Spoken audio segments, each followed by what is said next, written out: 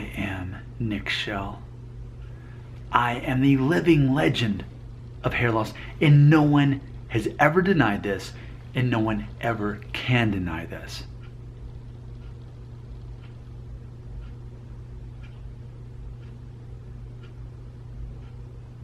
Now, let's proceed.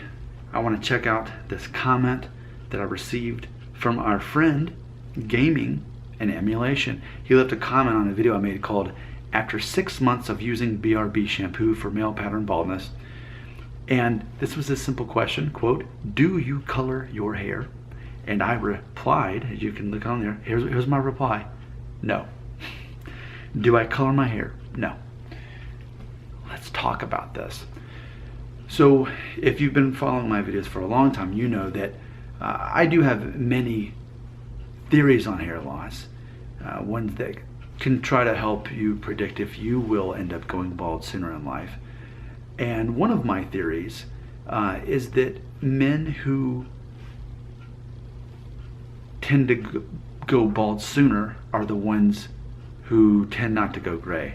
But those men who seem to have really no hair loss issues are going to go gray earlier. Like, they're going to be the guys that start having gray hair become more prominent even in their mid-20s, and then by their mid-30s, definitely they've got so much gray hair that basically those would be the guys that are dyeing their hair. I absolutely do not dye my hair. This is what you see is my true hair color. That's not to say that I don't have any gray hairs, but to put myself on one side of the line or the other, which is how a lot of my hair loss theories work. For example, my beard theory: if you have a full connected beard by your 18th birthday, then you are more likely to be aggressively balding after age 35, if not sooner.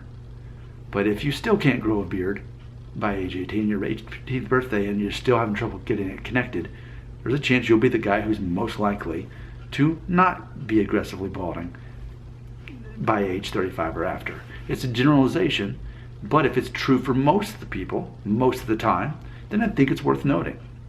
And similarly, that's what I see with hair loss.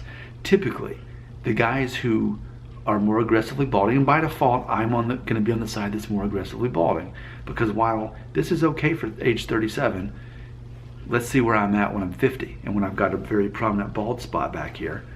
And by that point, when this little part right here has detached from the mainland, that's what's going to likely happen to me. And I know that. I don't fear it. I just acknowledge it. But compare to me to a guy who has less recession and has full density, that version of me would be dyeing his hair or just be noticeably gray. And what's funny is my wife doesn't care if I go bald. But she had said, I mean, even when we first got married, she said, if you start going gray early, then you're going to have to dye your hair. She said that to me. I was like, oh, okay. But that has not been the case, and by the time I do start graying, by that point, if I'm noticeably graying to that point, I predict that I will be noticeably balding more so, and I'll be shaving my hair off anyway. So I can't ever imagine dyeing my hair, having enough to dye, because I think the balding will happen before the graying will. Now, that's not to say that I don't have gray hair, but I can tell you, sometimes I do see an obvious gray hair too, and I'll pluck it. But as far as like having to even get the tweezers to go or dye it, absolutely not. So, what is this, February? So I'm about 2.5 months away from turning 38, and you're looking at someone who does not dye his hair. Now, if you look really closely in certain lights, you can see some gray here and here, especially because now that it's longer, I'm pushing it back, and that has an effect in which it kind of causes the light to reflect on it. But I mean, as far as any obvious gray hair, I mean, I don't know what you can see on the camera, but I mean, can you see that? Even if you could, considering that this is what I would look like in normal real life if I'm standing about 3.5 feet away from you as I would in real life, you wouldn't be noticing any gray hair.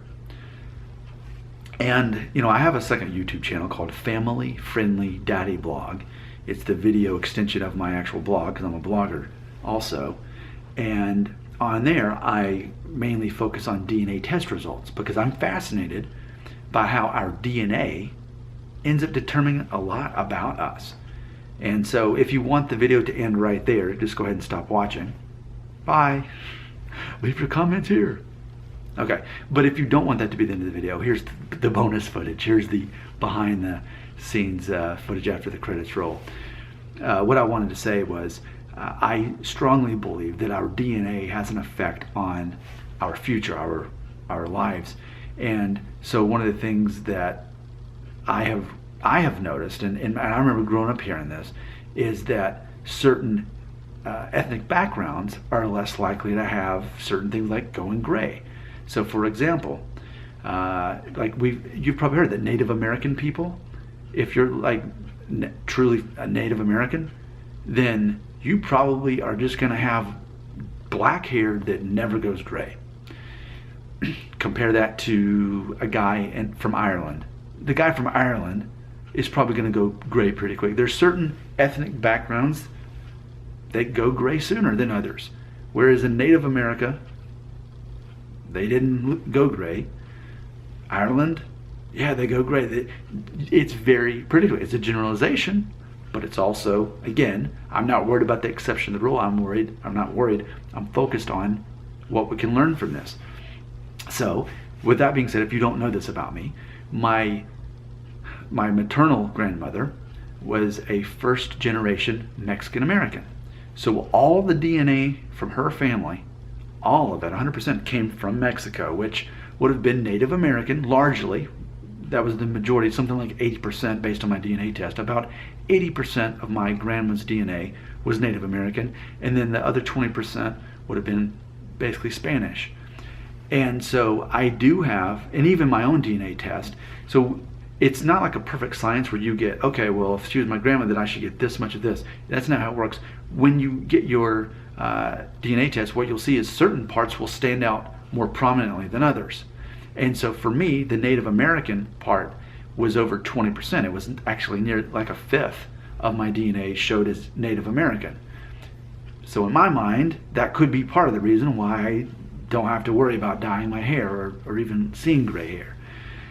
So because Native American people tend not to, and so my grandma died a couple of years ago, and she was in her 80s, and she hardly had any gray hair. She still had black hair. And that was, but on my grandfather, the one she was married to, he was a first generation Italian American, and the DNA tests show, especially when you look at my mom's test, that he actually was barely actually Italian as far as in his DNA. He was more than anything, he was Spanish Jewish, and he was like Middle Eastern, like Iraq, Iran, Turkey, that sort of thing. That's where his actual DNA was from. Now he did go gray. I only knew him to have gray hair my whole life. He always had gray hair. And by the way, I mean, even when he did pass away in his 70s, his hair, I think in theory he might have at least had as much hair as I have now. And so he kept his hair, but he went gray. And so he's one more reason for me to believe that men who tend to keep their hair throughout their adulthood tend to go gray sooner. And so having grandparents on both sides of it like that, having a Mexican American grandma who basically didn't have any gray hair and died in her 80s, and then she was married to someone who, as long as I knew him, like all of his hair was gray, but then he really didn't have any hair loss when he passed away in his, I think he was in his late 70s. So it's interesting. Now I understand that could just be the situation that I was exposed to, but I've seen enough of it to see how it's worked. If you've seen the videos with my brother-in-law that I've done, well, and by the way, he has an Irish last name. He does have more of Irish DNA, whereas I really don't have any. It's interesting because he has more of just a Norwood 1.5, no density lost,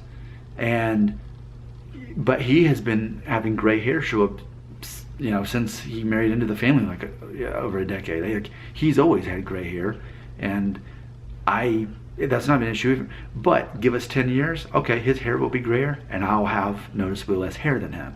So I think it's very interesting, and I think it's definitely more than just a coincidence and more than just a blanket generalization. I think there's a lot of truth in that. So I think this is an interesting video and an interesting thing to talk about, and I think we should talk more about it.